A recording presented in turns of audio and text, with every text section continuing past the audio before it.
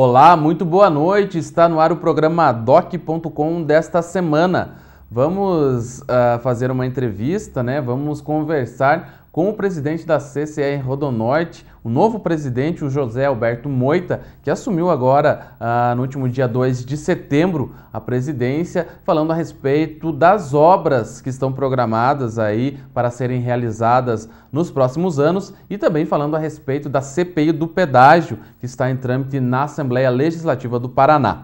Também vamos trazer para você informações a respeito da briga entre os vereadores na Câmara Municipal, da guerra que se instalou entre o líder da oposição, Antônio Laroca Neto, também o líder da situação, Jorge Luiz de Oliveira, também o vereador Pietro Arnaud, né, que estão todos aí alvos de denúncias na corregedoria, ações judiciais. Nós vamos trazer para você como está essa situação na Câmara Municipal, falando também a respeito da aprovação da Lei de Incentivo à Cultura, que pretende aí fomentar as ações culturais na nossa cidade. Essa lei foi aprovada essa semana na Câmara Municipal. Nós vamos falar a respeito disso no programa de hoje. Também falar a respeito de como está a CPI das obras públicas, a CPI do transporte público, a CEI do Hospitalzinho da Criança e também a CEI dos grandes devedores. Todas essas comissões em trâmite na Câmara Municipal de Ponta Grossa. Tudo isso depois do intervalo. Não saia daí. doc.com, você bem informado.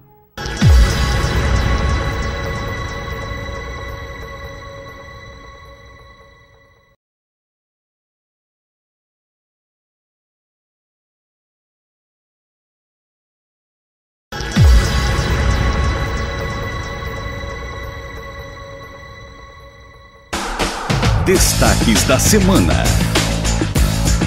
O programa doc.com está de volta nesse bloco aí dos destaques dessa semana.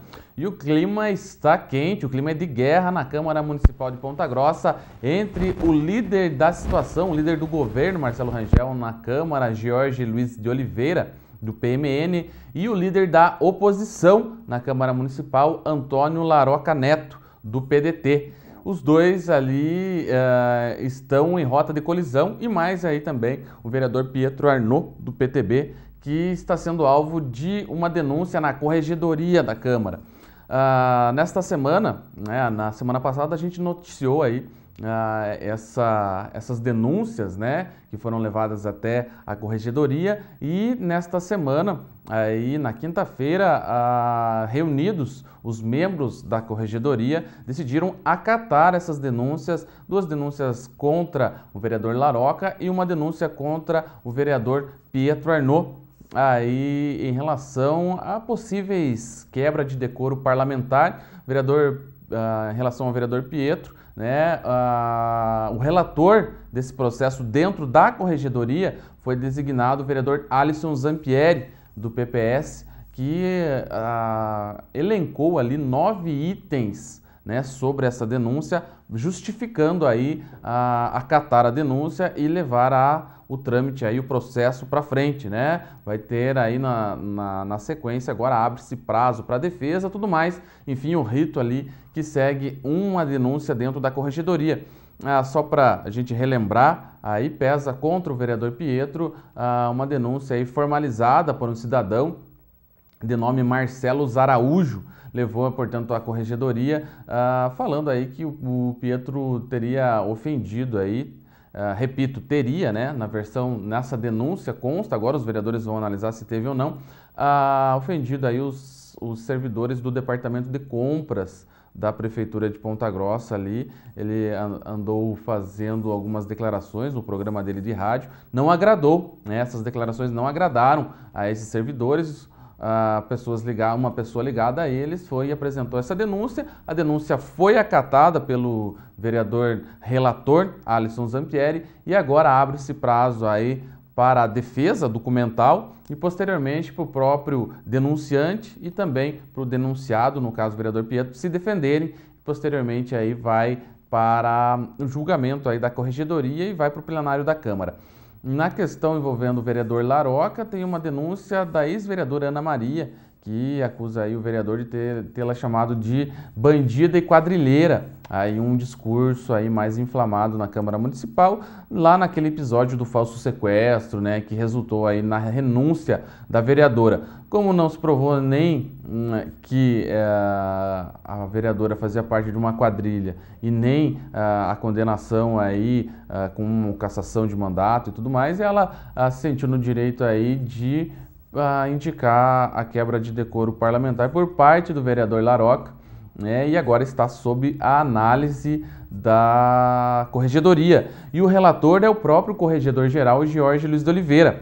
É interessante aí que o próprio relator desse caso é o autor da outra denúncia que pesa contra o vereador Laroca, pesa contra ele também a indicação aí de Jorge de que teria sido chamado de ter insanidade mental, né? Tem um problema patológico mental. O vereador se sentiu ofendido com o discurso aí proferido pelo vereador Laroca, entrou com essa denúncia por aí quebra de decoro parlamentar, e nesse caso, pelo fato do corregedor ser o autor da denúncia, ele não pode fazer parte, né, aí participar desse trâmite, desse processo. Foi chamado então o primeiro suplente, que é o vereador Ezequiel Bueno, pastor Ezequiel do PRB, que vai ser o relator aí, também acatou essa denúncia contra o Laroca, mesmo procedimento aí, vai ser chamado para apresentar documentação de defesa, vai ser chamado para depor, né, e na verdade tudo isso indica aí o clima de guerra realmente entre o bloco aí, né, os líderes do bloco de situação com o bloco de oposição na Câmara Municipal, e é uma briga que está aí ganhando outras proporções, saindo da esfera do legislativo, entrando na esfera judicial. O vereador Antônio Laroca Neto tem ações aí, no mínimo 3 ações contra o vereador Jorge, né? O vereador Jorge também já ingressou com ações aí contra o vereador Laroca. O vereador Pietro promete aí cerca de 5 ou 6 ações nos próximos dias contra o vereador Jorge, aquelas acusações de que o vereador teria se beneficiado ali do aluguel do centro de eventos, né? Acusações graves, como a gente já falou aqui no programa Doc.com na semana passada, acusação de que o vereador, líder do governo, lá na gestão passada, teria se beneficiado, né, aí do aluguel do centro de eventos, né? Tudo no campo aí das acusações, por enquanto não há nada comprovado. O vereador Jorge, por sua vez, acusa aí o vereador Pietro de ter se beneficiado do programa Mercado da Família para distribuição de cestas básicas durante a eleição, com santinhos aí do vereador, acusações gravíssimas que devem ser apuradas, mas eu repito, né, são todas denúncias, né, não há nada comprovado, né, e demonstra aí esse clima de guerra realmente que está na Câmara Municipal de Ponta Grossa, o que, logicamente, as discussões políticas, elas são pertinentes, mas está enveredando aí, né, como diria, enveredando para a questão pessoal, e também aí as ações da Câmara Municipal sendo mais pautadas pela discussão entre os vereadores, né, por essa guerra, por essa um querendo ferrar com o outro, né? Um querendo aí ver o outro aí sendo responsabilizado por quebra de decoro parlamentar ou por queixa-crime na esfera do judiciário, né? E na verdade a população, boa parte da população que acompanha as sessões da Câmara Municipal tem reclamado aí que ao invés dos vereadores focarem no projetos, né, nos projetos, ou apresentarem bons projetos aí que realmente beneficiem a nossa cidade, ficam mais pensando aí, né, eles já vão em uma sessão já pensando na outra, né, com que arma eu vou usar, que arma eu vou bater, eu vou rebater, né, e questões aí que realmente em nada beneficiam a nossa cidade, mas, né, no nosso caso aqui, que a gente acompanha o dia a dia da Câmara Municipal, é nosso dever também levar até você uma explicação, né, ou levar uma informação do que está se passando na Câmara Municipal de Ponta Grossa. Mas, falando em Câmara, vamos falar de uma notícia positiva. Nesta semana foi aprovado em segunda discussão, em definitivo, a lei municipal apresentada pelo prefeito Marcelo Rangel, que faz aí a chamada Lei de Incentivo à Cultura. né, através aí de impostos de iniciativa privada, né, o município aí vai estar reduzindo, né, abatendo aí de alguns impostos municipais, como o ISS. Essas pessoas, né, essas empresas, né, as pessoas jurídicas, né, ao invés de recolher, ela pode optar por repassar a cultura. Isso é muito positivo aqui para a nossa cidade, afinal de contas a gente sabe que investimento do poder público em cultura ele é baixo, né? Ele ainda há muito aquém aí do necessário. A gente sabe que toda a comunidade, toda a população é carente aí de ações culturais, não só em Ponta Grossa, a nível aí estadual e também federal. Aqui em Ponta Grossa teve essa iniciativa do prefeito Marcelo Rangel, foi aprovada em definitiva na Câmara Municipal. Nós vamos conferir agora uma matéria feita pela equipe da TV Educativa aqui de Ponta Grossa a respeito da aprovação dessa matéria na Câmara Municipal. O presidente da Fundação Municipal de Cultura, o Paulo Eduardo Goulart, né, vai falar também nessa matéria ali, você vai ver a respeito dos benefícios dessa lei aqui em Ponta Grossa para a área cultural. Vamos ver. O projeto foi aprovado em segunda discussão na sessão de hoje. Os valores investidos poderão ser abatidos em impostos municipais. Além das vantagens econômicas, a proposta traz visibilidade às empresas e ajuda a incrementar as iniciativas culturais de Ponta Grossa. É um marco muito importante no setor cultural, porque ela tem a intenção de segurar recursos de Lei Rouanet no município de Ponta Grossa. O que isso significa? Seria um aporte aí de até 6 milhões a mais para projetos culturais no município. Os projetos terão que ser aprovados pela Fundação Cultural do município. De acordo com a lei, pessoas físicas e jurídicas poderão apoiar projetos culturais. Todo contribuinte da cultura através da Lei Rouanet, né, seja ele empresa, seja ele pessoa jurídica ou pessoa física, pode participar. A pessoa física com 6% do imposto devido e a pessoa jurídica, empresas optantes pelo lucro real, com 4% do imposto devido. Muito bem, essa foi a matéria realizada aí pela equipe da TV Educativa sobre essa lei aprovada aí na Câmara Municipal, que dá conta da Lei de Incentivo à Cultura aqui em Ponta Grossa. Uma iniciativa muito válida. Vamos esperar aí para surtir os efeitos dessa lei aqui em Ponta Grossa, incentivando aí as várias vertentes, as várias ações culturais aqui na nossa cidade. Nós vamos para um rápido intervalo. Na sequência, a gente volta falando a respeito das ações das CPIs, das 6 que estão aí em curso na Câmara Municipal de Ponta Grossa e falar também, né, apresentar uma matéria aí do lançamento das atrações, dos shows aí da 24ª Münchenfest aqui em Ponta Grossa, que acontece lá no final de novembro, começo de dezembro. É um instante só, não saia daí, doc.com, você bem informado.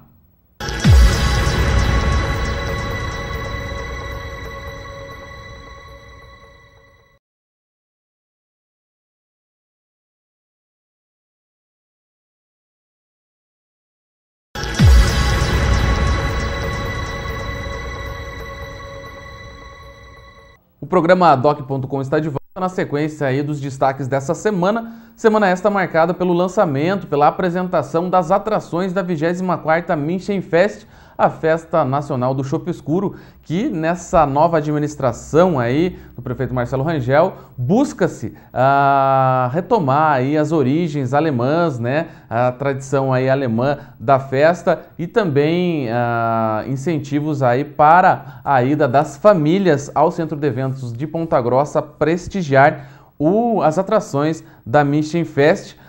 O lançamento da programação da Münchenfest foi realizado aí na tarde da última terça-feira e a equipe da TV Educativa de Ponta Grossa esteve lá. Nós vamos apresentar a matéria feita a respeito desse lançamento. Você vai conferir nela as atrações, os shows, também aí quanto vai custar o acesso a esses shows, também os dias aí de programação especial para idosos, para portadores de necessidades especiais, também tudo isso englobado na Mission Fest, que começa aí no final de novembro, vai até o comecinho de dezembro aí deste ano no Centro de Eventos de Ponta Grossa. Vamos ver a matéria. Nós estamos resgatando a tradição cultural da festa germânica em Ponta Grossa, principalmente priorizando a vinda das famílias para a festa. O nosso pavilhão central, ele será totalmente modificado, nós teremos uma ornamentação especial familiar mesmo, germânica, inclusive com as mesas, com os bancos, para que as famílias possam se acomodar num ambiente melhor, com músicas germânicas. As nossas atrações do palco externo também são extremamente ecléticas, passando por todos os tipos de estilos musicais, mas o mais importante realmente é fazer com que a família volte a prestigiar a festa, que também é dos jovens, mas é de todos os cidadãos pontagrossenses. O sertanejo Luan Santana abre a programação de shows na sexta-feira, dia 29. No sábado é a vez de Michel Teló subir ao palco da Mission Fest. Domingo, dia 1º de dezembro, o show com o cantor Fábio Júnior. Nesse dia, a entrada é franca para os servidores públicos municipais. Na quarta-feira, 4 de dezembro, são 3 atrações: DJ Paulo Pringles, Armandinho e Anitta. Quinta-feira é dia de rock com a banda Capital Inicial. Sexta, o show fica por conta do grupo Só Pra Contrariar e Alexandre Pires. Sábado, dia 7, a dupla Fernando e Sorocaba se apresenta. O último show da Mission Fest é a da Galinha Pintadinha. Nós estamos falando dos nomes mais conhecidos do cenário nacional de shows. São artistas que normalmente trazem muito público, são artistas que estão na mídia com sucessos novos e que têm aceitação popular em todos os segmentos, desde o rock até o sertanejo, ao pagode, ao reggae, à música popular e ao romântico, né? O valor dos ingressos ainda não foi definido, mas em todos os dias, os menores de 12 anos e maiores de 55 não pagam.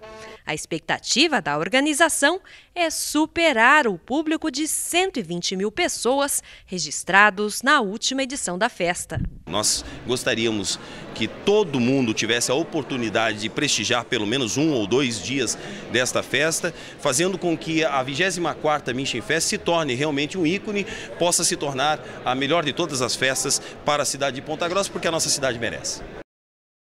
Muito bem, essa foi a matéria a respeito aí do lançamento, né, das atrações da Mission Fest desse ano, que vai ficar aí na sua 24ª edição, uma tentativa aí dessa administração de resgatar mesmo essa festa, de fazer com que volte a ser aí a grande Mission Fest de alguns anos atrás, em que a família pontagrossense aí, né, possa ir em peso também e prestigiar essa festa, que afinal de contas marca aí também a nossa cidade em nível regional, estadual, nacional, enfim, várias pessoas vindo para a nossa cidade, né, nessa festa prestigiar esses eventos, alguns shows ali, shows para todos os gostos, né, artistas aí que estão aí em cena mesmo, né, que estão com os seus sucessos aí nas rádios, nas TVs, enfim, né, tem atrações aí para todos os gostos, vale a pena conferir aí também na programação da Mission Fest desse ano. Voltando um pouco a falar da Câmara Municipal de Ponta Grossa, como eu havia prometido citar, né, muitas comissões em trâmite na Câmara Municipal, CPIs, né, temos a CPI do transporte público, a CPI das obras públicas, temos a Comissão Especial do Hospital da Criança, temos uma comissão especial dos devedores aqui de Ponta Grossa, que até agora também não se ouviu muito falar dessa comissão, mas no papel ela existem os membros, e são todas aí comissões que nesta semana que passou, a CPI do transporte público, né, presidida aí pelo vereador Romualdo Camargo, anunciou aí a prorrogação do prazo por mais 90 dias para que seja concluído aí os trabalhos.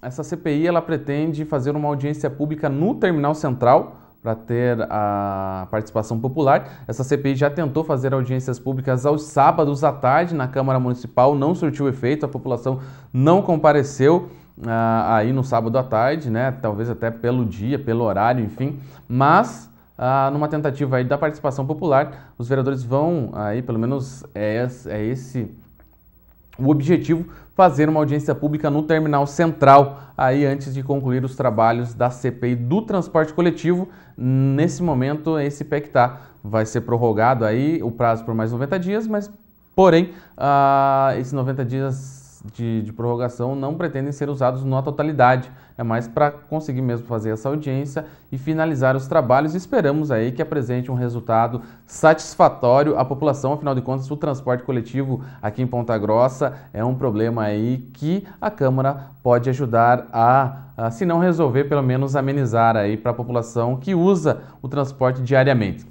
Pelo lado da CPI das obras públicas, algumas vistorias, né? Restaurante popular sendo vistoriado, o Centro da Música sendo vistoriado, também os barracões do IBC, que o município comprou recentemente, também sendo vistoriado, e indícios aí de irregularidades, não na obra, não na licitação, mas sim no projeto da obra do Centro da Música. Segundo o vereador Daniel Mila, que é o presidente desta CPI, alguns erros de projeto impedem aí que todo o prédio, né, do Centro da Música possa ser utilizado com fins aí, com atividades aí voltadas para a música, né, questão de acústica, questão de estrutura, tudo isso, segundo o Mila, vai constar no relatório final da comissão e vai procurar saber se o ex-prefeito Pedro Vosgrau Filho e também o ex-secretário de Planejamento José Ribamar Krieger sabiam dessas alterações no projeto que, segundo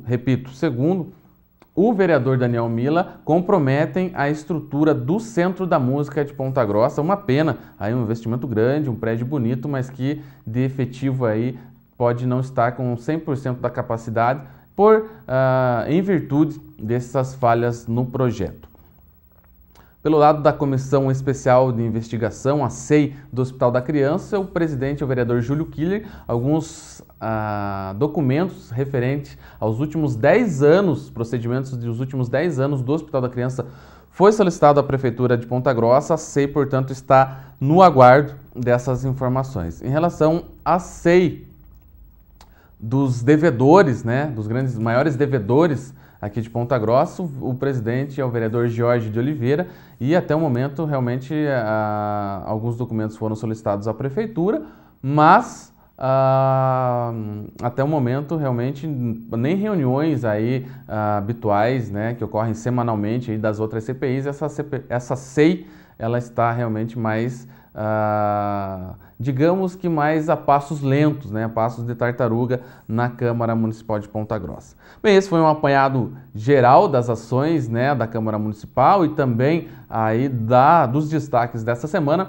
Na sequência, nós vamos para uma entrevista, fizemos uma entrevista direto da sala da presidência da CCR Rodonorte aqui em Ponta Grossa, onde o presidente José Alberto Moita concede uma entrevista para o Doc.com falando a respeito tanto das obras que estão programadas aqui nas rodovias, né, que estão sob a concessão da CCR Rodonorte, como a duplicação da 376, também o contorno lá em Campo Largo, né, falando a respeito da Souza Naves, enfim, de toda a parte de obras da CCR Rodonorte e também falando aí a respeito da ação da CPI do pedágio na Assembleia Legislativa do Paraná, em que a CCR está aí enviando documentos, né, a respeito do contrato, a respeito de balanço financeiro e tudo mais que os deputados estão solicitando na Assembleia Legislativa. O presidente da CCR, José Alberto Moita, fala com a gente sobre isso também. Portanto, uma entrevista muito bacana, você não pode perder. Doc.com, você bem informado.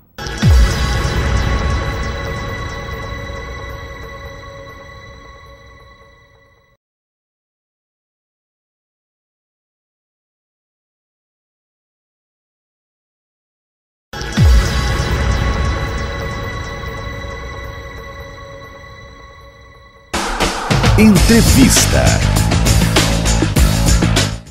Estamos de volta com o programa Doc.com. Na entrevista desta semana, vamos ter uma conversa aqui com o novo presidente da CCR Rodonorte, José Alberto Moita. Boa noite, Moita. Boa noite a todos. Pois é, muito o que se comentar aí a respeito das concessões, da concessão, né, das rodovias aqui em Ponta Grossa e na região dos Campos Gerais aqui, que abrange a CCR Rodonorte.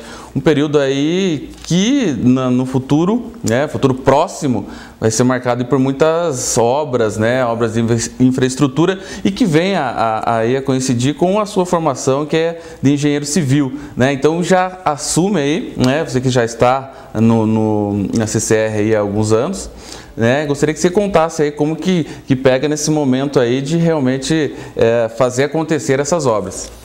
É verdade, interessante o comentário que você faz.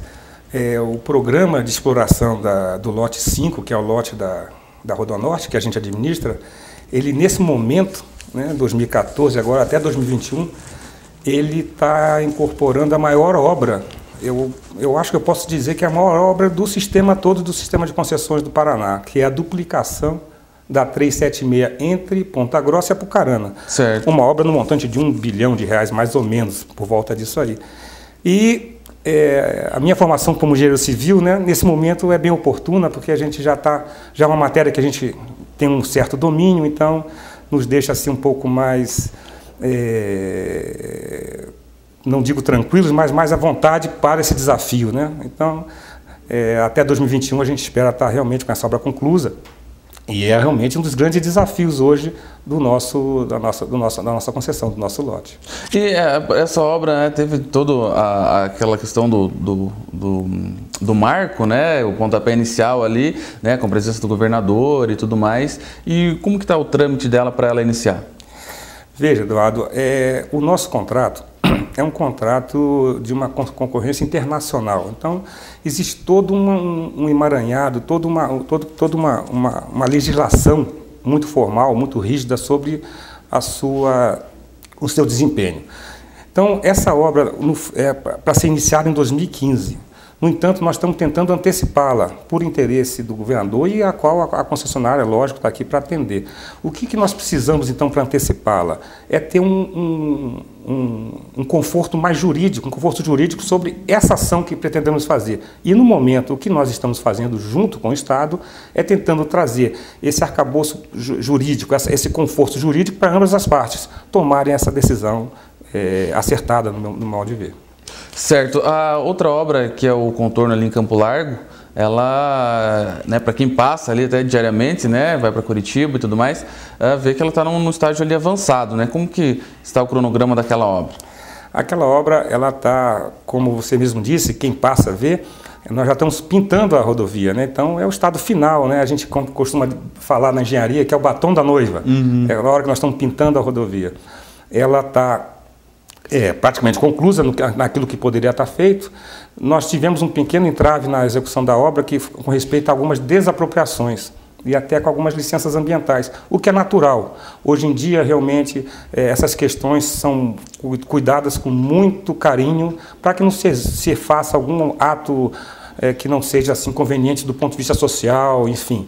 Então, mas nessa semana que passou agora, nós tivemos uma boa notícia com a liberação por parte da Justiça do último entrave que tínhamos, com a desapropriação, com a emissão na posse de uma área.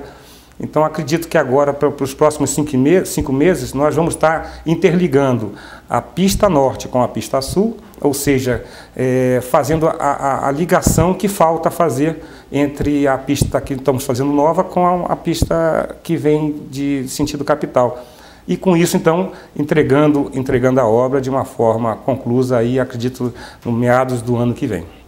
Certo, para quem, depois quando ficar pronta aí essa obra, quem estiver indo aí Ponta Grossa, sentido Curitiba, vai ter não vai passar por dentro da cidade de Campo Largo, que hoje causa um transtorno muito grande ali para os próprios motoristas, né, que tem semáforos, que tem que parar, e para as pessoas, os habitantes ali da cidade, que tem que esperar o tráfego pesado ali para passar. Isso é o grande motivo aí dessa obra.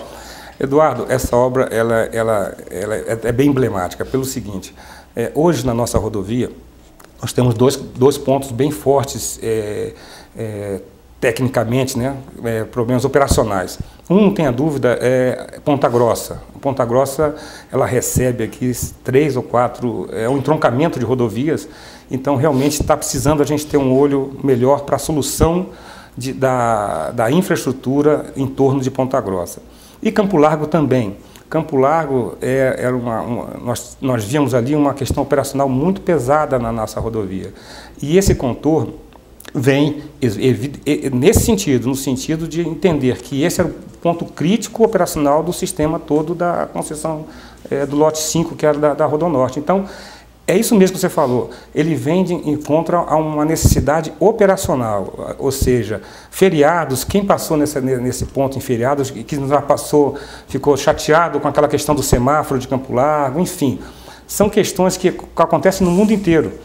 E urbanistas no mundo inteiro, engenheiros de tráfego, têm tomado como a melhor decisão a decisão do contorno, do anel, enfim, né? Curitiba tem isso, Rio de Janeiro, Londres, enfim. É uma solução que eu acho, meu ponto de vista, inteligente, porque não só ele vai dar o conforto à fluidez do tráfego, né, o conforto a quem está vindo de longa distância, por exemplo, quem está trazendo soja do Mato Grosso para o Paranaguá, né, mas também ele dá um impulso na cidade, no município, por conta de que ele dá uma nova visão de um plano diretor da cidade, por exemplo, né? Esse contorno que está sendo feito, com certeza, vai trazer um crescimento da cidade para aquele lado, vai trazer novas áreas industriais, novos polos industriais, enfim. É uma decisão que eu acho que é bom para todos, né? É bom para quem está no município, mas é muito bom para o custo da infraestrutura do Paraná, que vai ter com essa obra concluída uma melhor fluidez da carga que vem do Mato Grosso para o Porto de Paranaguá, por exemplo. Aqui, Moita, em Ponta Grossa, um dos principais trechos que carece ali de uma atenção e que tem sido feito, né, campanhas de conscientização e tudo mais, é a Souza Naves, né, ali no perímetro urbano a Souza Naves. Tem algumas obras ali na entrada do Borato, né? Muito se fala, né? Reivindica-se umas obras ali para melhorar esse acesso ali também para o pessoal que mora naquela região, né? Para não entrar em conflito com o tráfego da rodovia, né? Como que está essa questão ali nesse ponto específico? Eduardo, por onde a gente passa, e mais uma vez, né? É no Brasil inteiro, sempre que a gente tem a nossa rodovia, ou seja, sempre que você tem um tráfego de longa distância se envolvendo com um tráfego local, que a gente chama de curta distância, a gente causa aí um problema sério, né? Porque são visões diferentes de como dirigir um veículo, né? E a Souza Naves não é diferente disso. Você tem na Souza Naves pessoas que estão vindo de uma longa distância e ainda tem uma longa distância a percorrer, que estão acostumados a dirigir numa estrada com uma visão de quem está numa estrada realmente, numa autopista, né? E aí você, junto com essa pessoa, você tem um problema de uma senhora ou de um pai de família que vai levar a filha na escola. Como estão os mentais desses dois motoristas, né? Totalmente diferentes, né? Então você imagina um foco de um tentando chegar no porto, o outro está conversando às vezes com a filha, perguntando como é que, se está com a mochila, se fez o dever de casa. Então, essa mistura de sensações nesse trecho de rodovias, que a gente chama de trechos urbanos, é preocupante. Então, sempre que a gente puder, a gente tem que ter a iniciativa e projetos para segregar esses dois tráfegos, né? No caso da Souza Naves, o que eu falei há pouco atrás para você, eu acho que a grande solução de investimento, e a gente tem que pensar a longo prazo, né? Evidente que soluções paliativas podem ser tomadas, como, por exemplo, a melhora que você aí mesmo colocou, né? Mas a solução a longo prazo, a solução de infraestrutura, uma solução assim bem posicionada, é um contorno da cidade de Ponta Grossa. Da mesma forma como está sendo feito em Campo Largo, seria um contorno de Ponta Grossa. A ser feito por quem? Eu não sei. Nós temos aí o governo federal, o governo estadual. Hoje existem várias modalidades para que os governos consigam captar recursos, por exemplo, PPPs, né?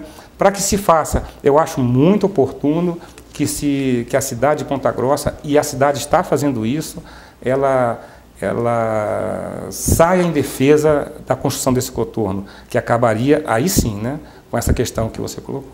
A própria instalação da Ambev, né, naquela região ali, deve aumentar ainda mais o tráfego, né? Então, uma obra dessa que você mencionou, de pensar num contorno, né, da cidade ali, é totalmente oportuna para um futuro aí não haver problemas maiores. Não tenha dúvida. A Ambev, por exemplo, está com uma estimativa, se eu não me engano, de 600 caminhões dia.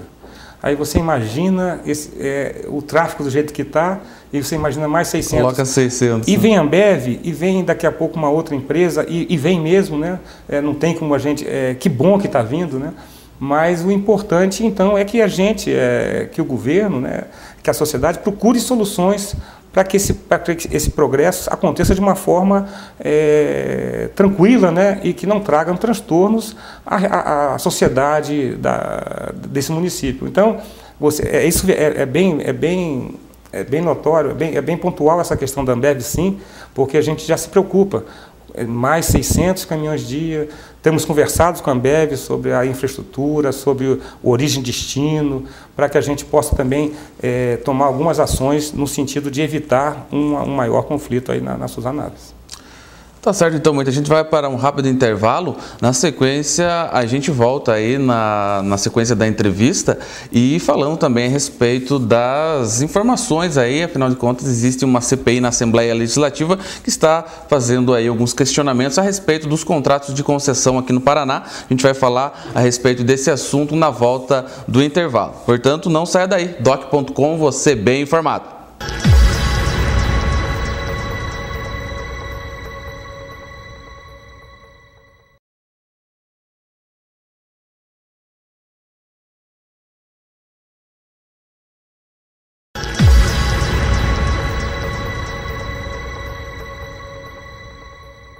Estamos de volta com o programa Doc.com, na sequência da entrevista com o presidente da CCR Rodonorte, José Alberto Moita.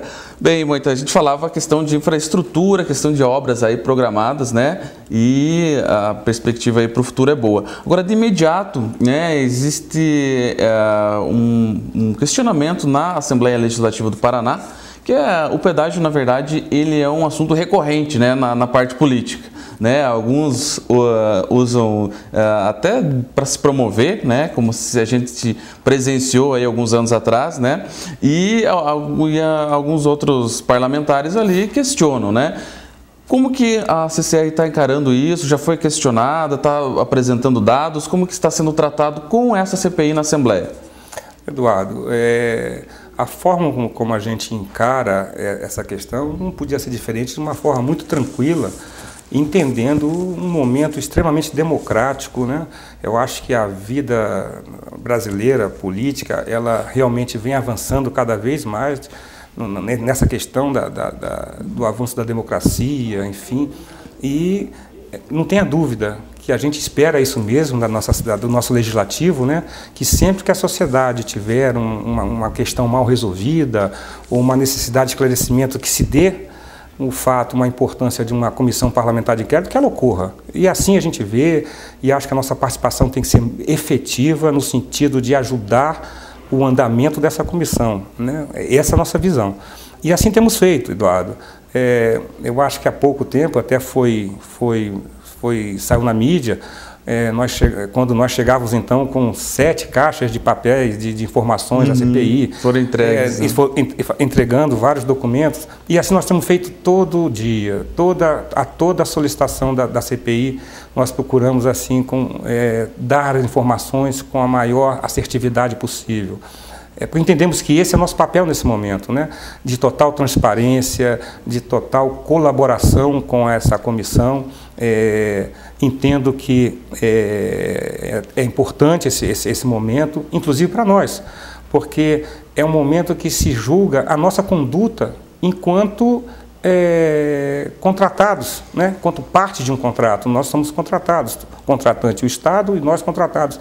E o que está sendo julgado, inclusive, é a nossa conduta. Que bom, porque nós temos certeza da nossa conduta, da transparência, do acerto nas nossas medidas. Então, o que a gente espera é que essas coisas venham realmente à tona e que essa CPI conclua e tenha certeza de que, de nossa parte, nós cumprimos com todo o nosso papel como contratado e além, vamos além. Nós temos feito muito mais coisas do que aquilo pelo qual nos fomos contratados. Por exemplo, a gama de programas sociais, na área de culturais, até na área esportiva, que nós temos feito aí ao longo dessa rodovia com os municípios, as parcerias com os municípios, enfim. Mas no que diz respeito à CPI, é dessa forma que a gente encara e espera que, com muita tranquilidade, a conclusão dessa comissão parlamentar.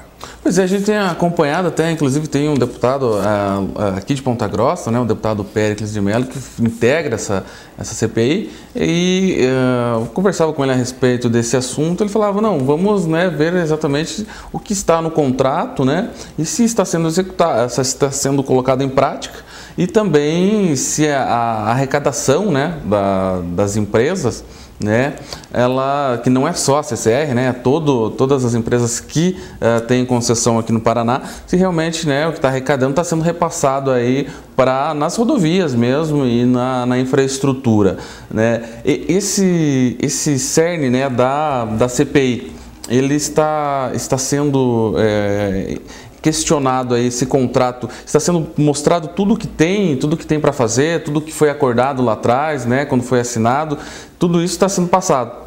Eduardo, até estão indo bem além, né? As informações que nos são solicitadas, ou seja, balanços anuais desde 97, as questões dos lucros, dos prejuízos também, né? A gente fala assim, poxa, em 2013 o balanço da CCR aponta um lucro, mas o de 98 apontava um prejuízo, por exemplo. A gente tem que entender, sabe, Eduardo, compreender o que é esse plano de concessões.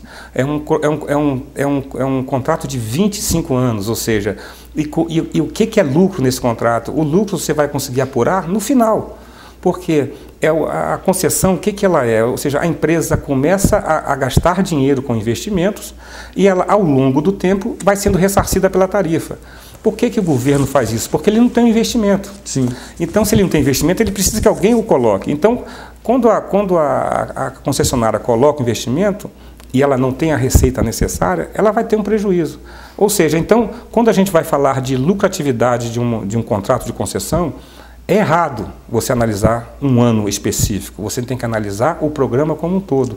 Essas questões estão sendo levantadas nas CPIs, nas oitivas lá, eu tenho acompanhado, é evidente, e a cada momento as pessoas isso tem vindo à tona, de entender que o programa de concessão, por exemplo, é diferente de uma contratação de obra pública, né? Que você tem um contrato, onde você tem um preço definido, uma lucratividade definida num curto espaço de tempo, em que você pode, então, apurar aquilo de uma forma, num balanço até anual.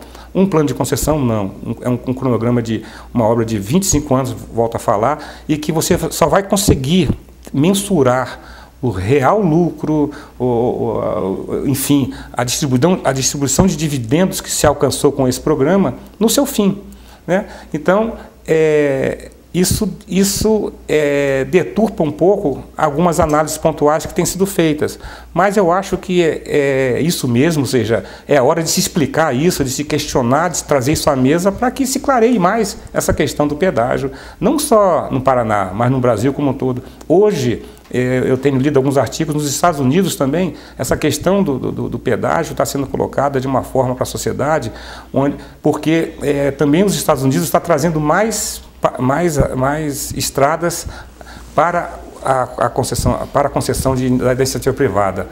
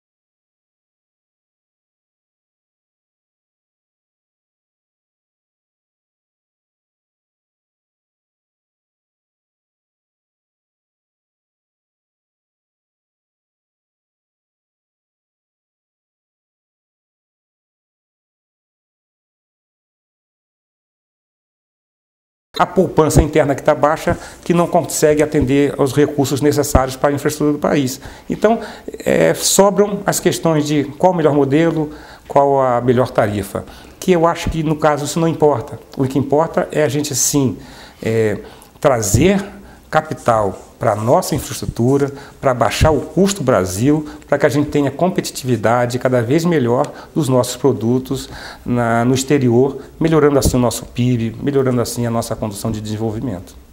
Até porque essa questão de infraestrutura aqui, ainda mais no momento para o qual passa Ponta Grossa, de atração desses investimentos, de retomada dessa industrialização, né? Fechando grandes empresas, a gente mencionou a Ambev, né? A Paccar, né? A fábrica de caminhões que inaugurou aí recentemente, também, só para citar aí as maiores nesse momento, né? E o poder público, ele vai ter que procurar alternativas para solucionar o bônus, né? Tem o bônus e o ônus, né? O ônus, ele tem que solucionar com a questão de infraestrutura e tudo mais. E por ele mesmo, né? O próprio município, o próprio estado, né? Com a própria ajuda do governo federal, eles não têm realmente condições de imediato de solucionar. Então, esse sistema, esse sistema de concessão ali, não só em questão de rodovia, como você falou, a nível nacional, aeroportos, próprios projetos aqui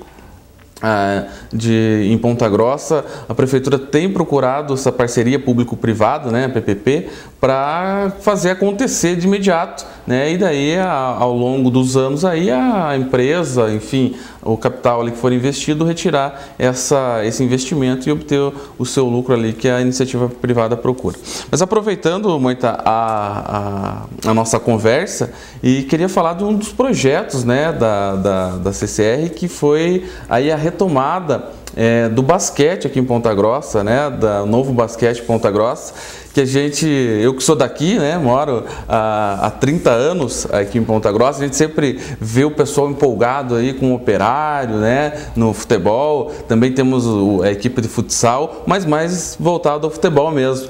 Ponta Grossa tem uma história aí no basquete e que agora está sendo impulsionado aí por essa nova parceria, né, que foi feito aí com o grupo e com o basquete aqui de Ponta Grossa, e é lindo ali ver o Borel do Verné ali lotado ali nos jogos da equipe, que acontece graças a essa parceria. Aproveitar o programa e parabenizar aí os nossos atletas aí pelo 3º lugar do Sul Brasileiro. Ficamos muito empolgados, parabéns e vamos em frente.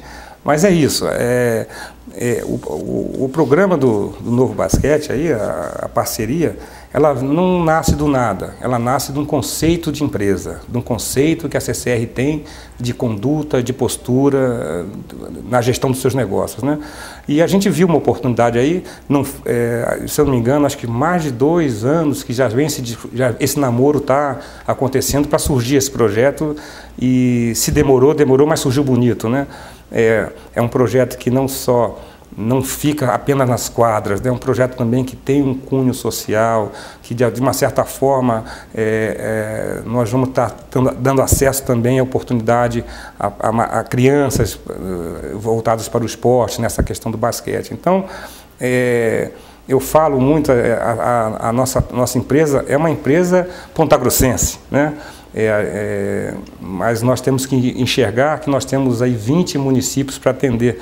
Então a gente procura realmente estar atendendo às questões, aos convênios, sejam eles na área social, esportivas, culturais, nos nossos 20 municípios.